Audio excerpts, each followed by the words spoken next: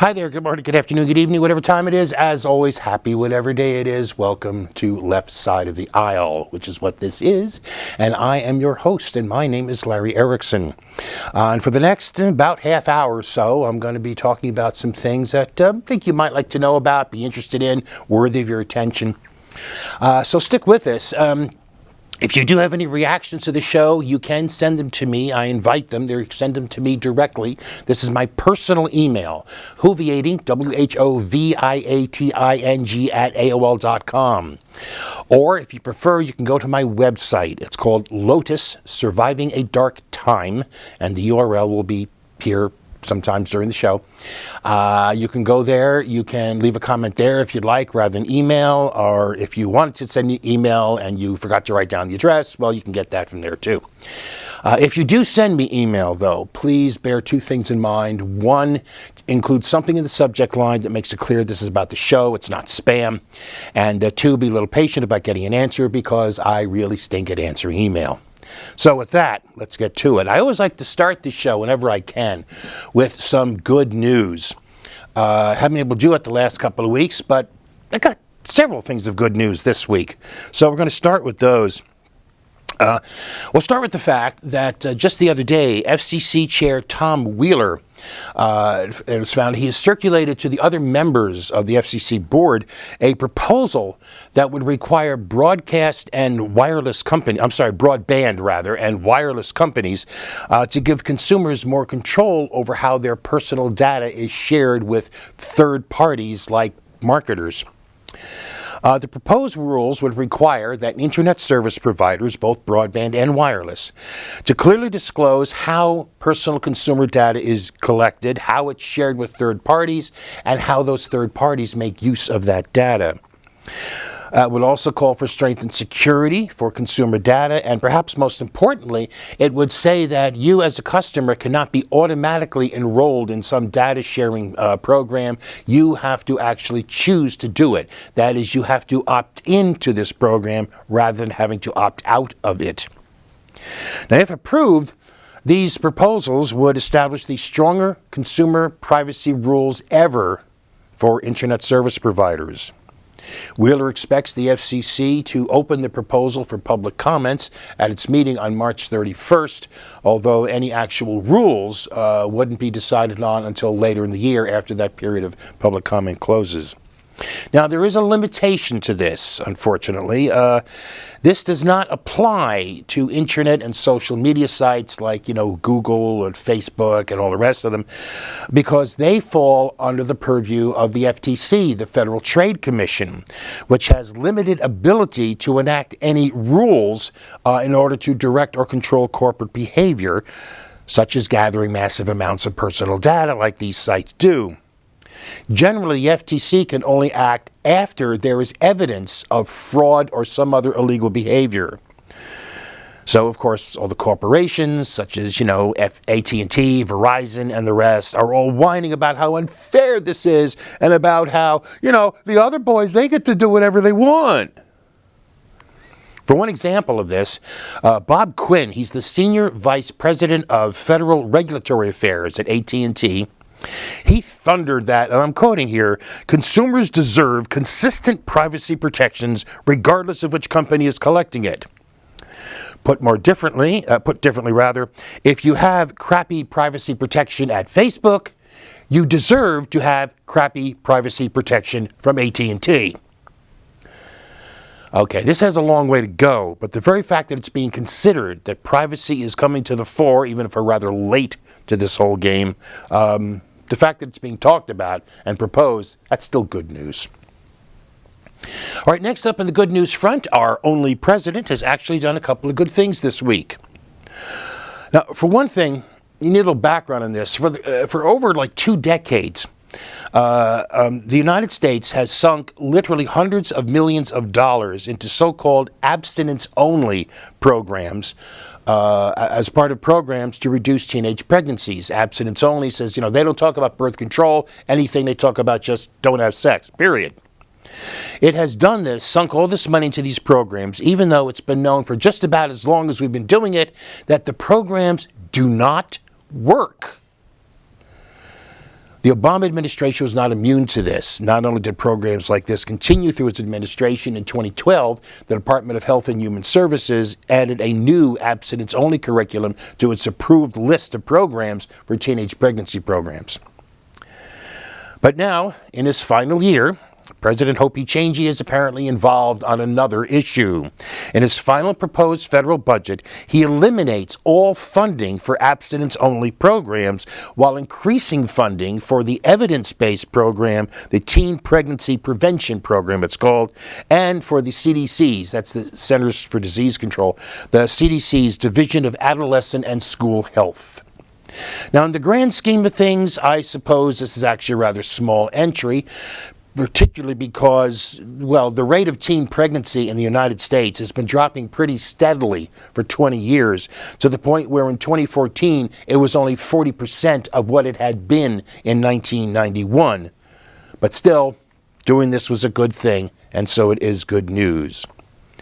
The other matter on which he acted got considerably more attention. You may have heard about this.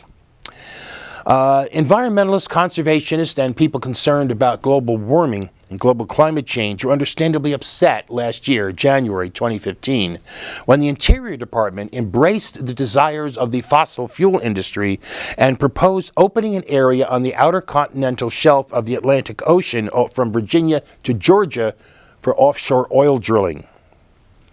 But after hearing from thousands of people in coastal communities from New England to Florida who said, in the words of Interior Secretary Sally Jewell, quote, "Now is not the time to start leasing for oil off the Atlantic coast," on March 15th, the administration reversed itself and said there would be no new leases over the next 5 years.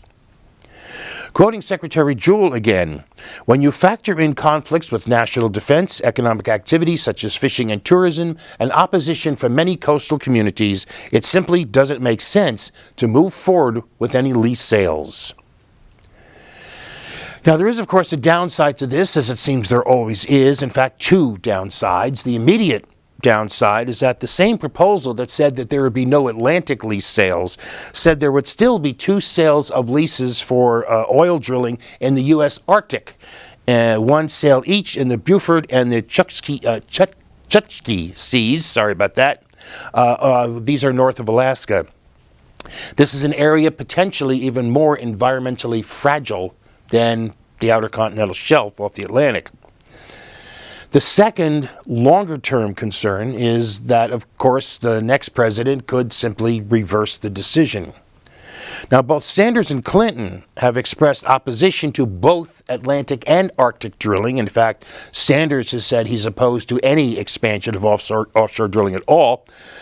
But right now, no one can honestly guarantee that one of the two will be the next president. Probably, yes. Dead certain? No. Still, for the moment, we can say one battle at a time and welcome the good news of a win for the Atlantic coast and the people who live there. We got some more good news. This comes from the international front. On March 15th, the Parliament of Myanmar, or Burma as it's also known, elected Hitin Kuyat as the country's new president, making him not only that nation's first civilian president, but the head of the first government to be chosen there in free and open elections. This is after a landslide victory in elections this past November by the National League for Democracy, which is headed by the well-known democracy activist Aung San Suu Kyi. Myanmar had been under direct or indirect military rule for 54 years, ever since a coup in 1962.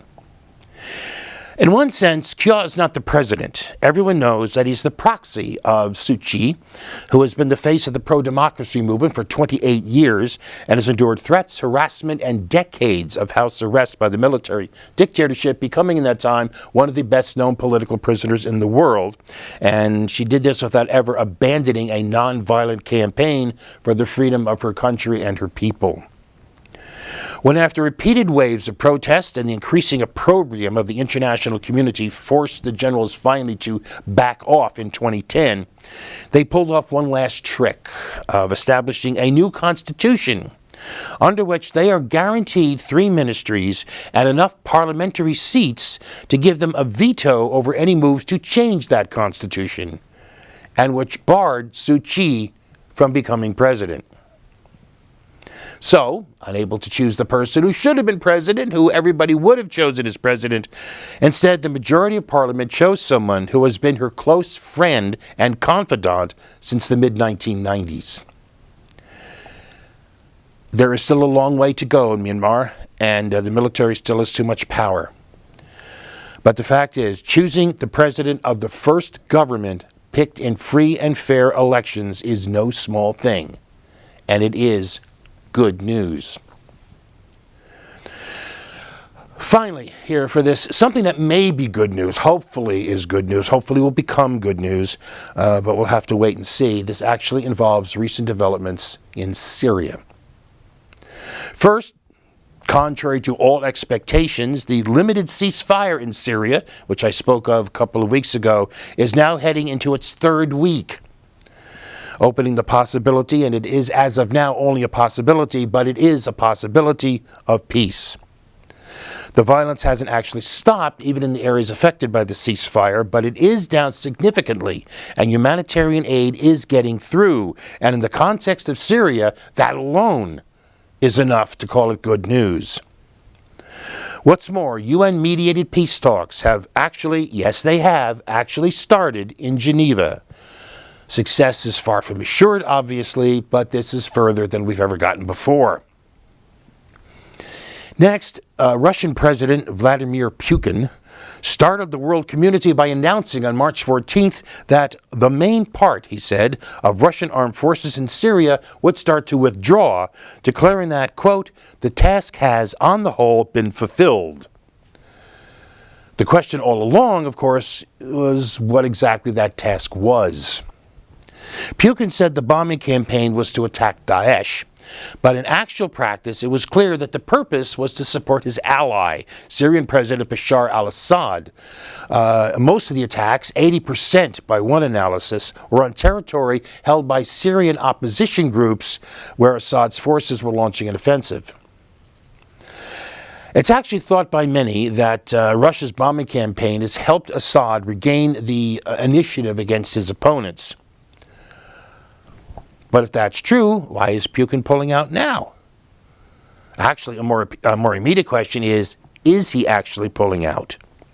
Even after this withdrawal, there will still be a whole lot of Russian stuff in Syria, including 2 military bases, meaning he could redirect his forces into the war at essentially any time. In fact, opposition groups in the rebel-held city of Aleppo dismissed the withdrawal as propaganda. On the other hand, and this is where prospects for peace start to brighten, we go back to the question of what it was that Putin was trying to accomplish. There are a number of analysts who are suggesting that his real purpose was not so much to help Assad, defeat the rebels, as it was to ensure Russia, which means Putin himself, a greater role in the Middle East. Put another way, the Russian footprint in the Middle East of late has been more like a toe print than a footprint, and Putin wanted to expand that. That was his actual concern. So once his ally Assad was safe, no longer threatened with the possibility of overrun, that is, once there was a secure base for Russian influence in the region, and once through that, Putin had established that he's a player. Once he had, in essence, he'd gotten himself a seat at the big boys' table, at the grown-ups' table, well then, as he said, the task has been fulfilled. So along that line of thought, well, yeah, withdraw. Why, in fact, should he stay? Why shouldn't he withdraw? In fact, it would be in his interest to withdraw. Now, what this ultimately means for Syria is, of course, not immediately clear. In the short term, though, what it does do, for one thing, it increases pressure on Assad to reach a political settlement. If he can no longer count on Russian air cover for his military war against the rebels, one he actually had been losing. Several months ago, he was actually on the verge of losing this war. But what such a political settlement might be is pretty much up for grabs. At this point, one thing that's clear is that short of a renewal of an all-out Russian air war on the Syrian rebels, one that would prove to be protracted and bloody at a time when Russia's own economic troubles means that Putin can't devote a lot of resources to this war, even as such a war would also raise the possibility of international economic repercussions against Russia. So, short of such a very unlikely event, Assad's new Syria is not going to look like his old Syria. Power sharing, a coalition government, including maybe one even without Assad, and even more dramatic alternatives like a federated state or even outright partition have been discussed. The cold, the hunger, the blood, the death, none of it is over for the people of Syria. But by a rather bizarre confluence of big power interests, for the first time in 5 years, it may be possible to imagine an end to it. And wouldn't that be good news? And we are going to take a break.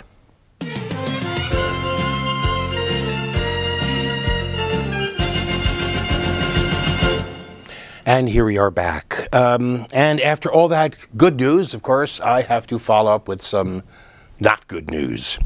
And this also comes from the international file. It's something I've talked about a few times before about this general topic, and I don't know exactly why I do, because I know full well that few, if any of you, are actually interested in this, except, maybe philosophically. But this is a story I've been following to some degree for some time now. Last time I mentioned it was last fall. And at that time, I said, I don't know why this particular world tragedy seems to affect me more than others do, but I have found it a particularly sad tale. Maybe it's because it's so deeply marked with hopes that have been raised only to be shot down, usually literally. It is the case of South Sudan. The African nation of Sudan went through a 20-year civil war that set the Christian and traditionalist, or animist as it's also called, southern part of the country against the mainly Muslim northern part. The war dragged on brutal year after brutal year.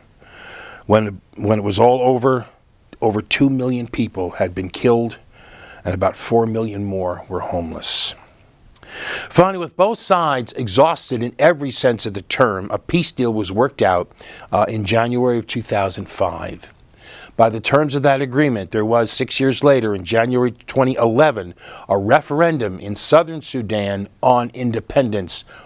95% and more voted yes, and South Sudan became an independent nation.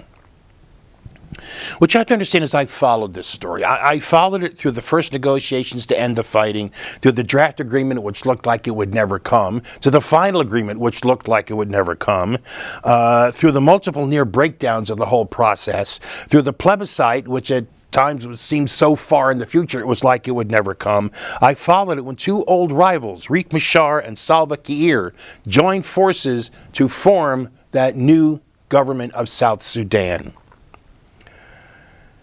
And I followed it when at the end of 2013, that new government broke down into competing tribal rivalries, plunging South Sudan into a civil war every bit as treacherous as the one it had so recently survived.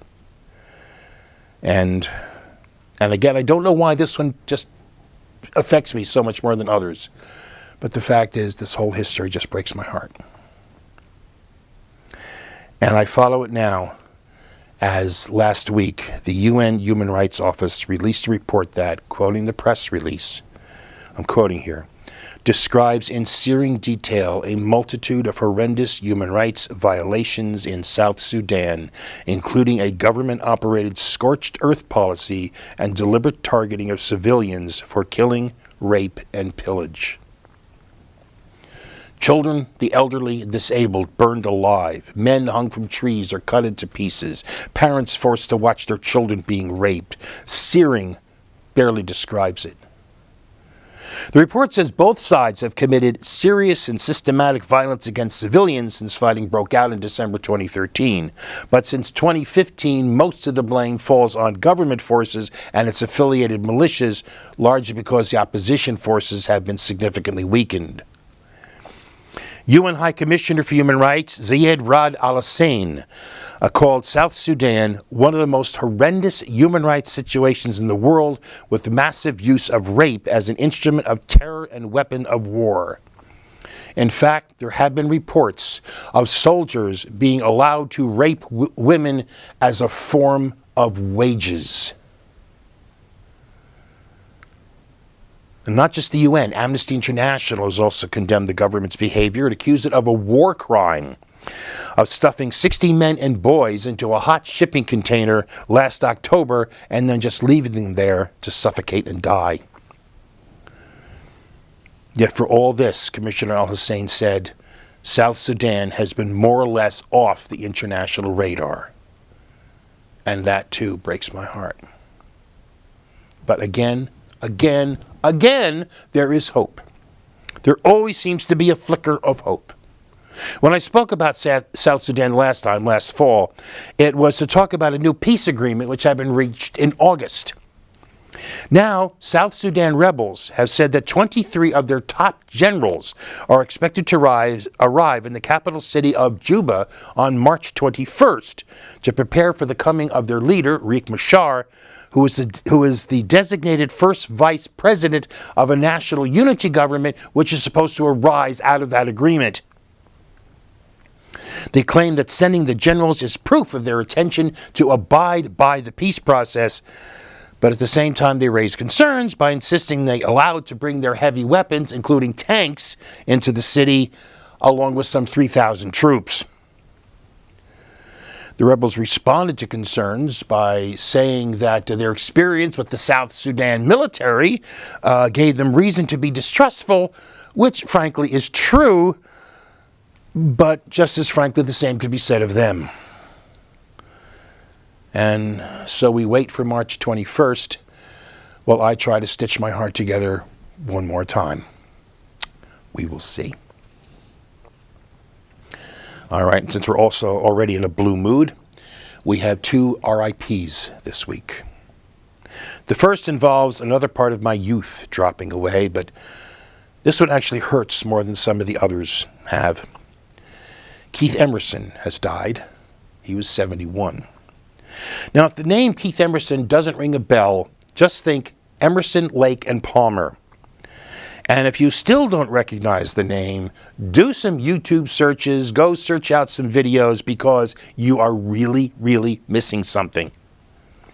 Keith Emerson was one of the best keyboardists of his generation, and he could almost attack a keyboard with the intensity and ferocity of his playing as he composed on the fly.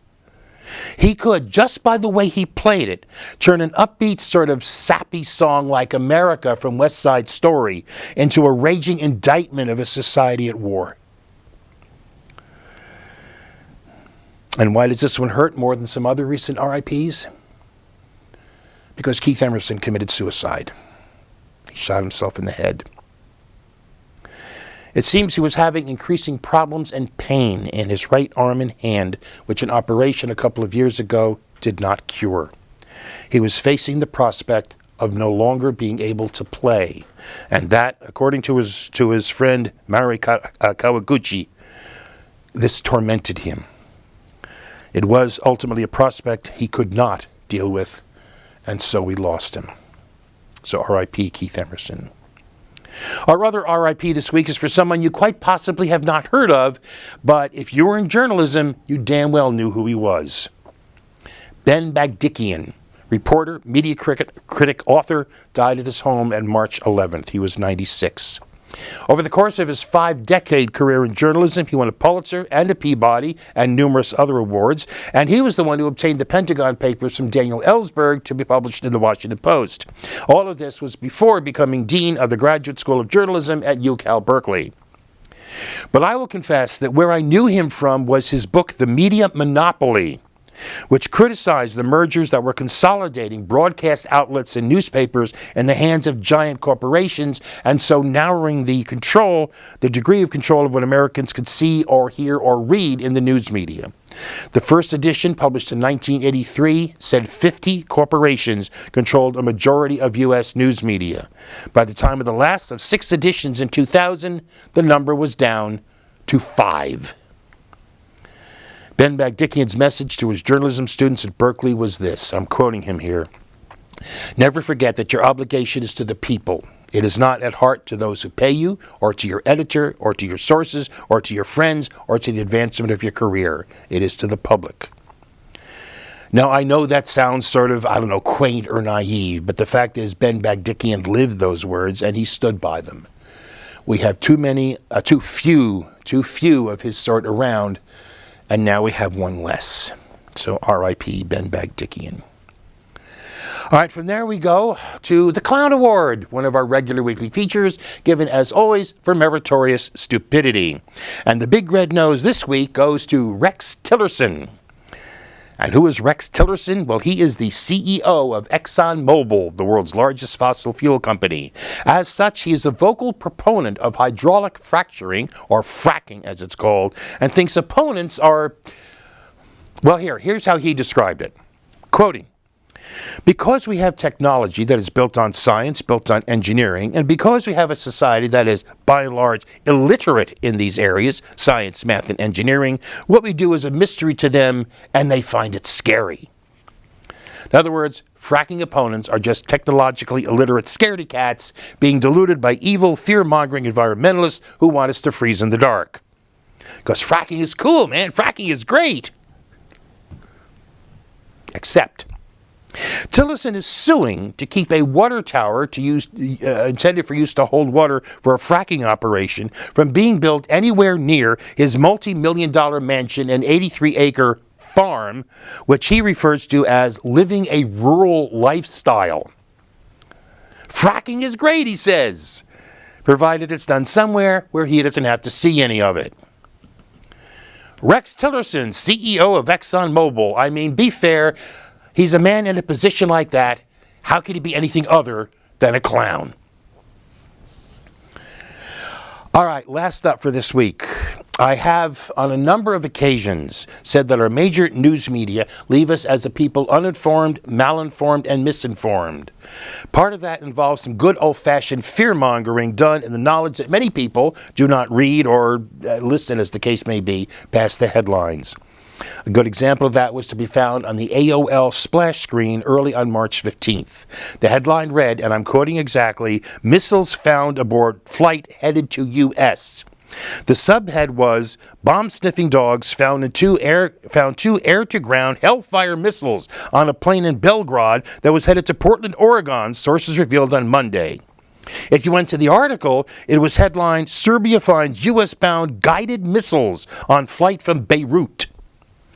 But if you read the actual article, which was from Reuters, and remember that Reuters is actually not responsible for the headlines that get used, you'll learn in the very first sentence that the missiles are really dummies. They were U.S.-made training missiles. In fact, it turns out these Hellfire missiles had neither warheads, nor rocket engines, nor guidance systems, and that they are being returned by the Lebanese army, which had used them in training, to the manufacturer in the United States. But what did we get? Missiles found aboard flight headed for U.S. It was sloppy, lazy, and misleading. Some will try to defend that headline as mere clickbait, but the fact is that just makes it worse because it means the falsely inflammatory headline was done on purpose. So yes, we are, by our corporate media, uninformed, malinformed, and misinformed, and we are the worst for it, and I am out of time. We got to get out of here. See you next week. Have the best week you can. Peace.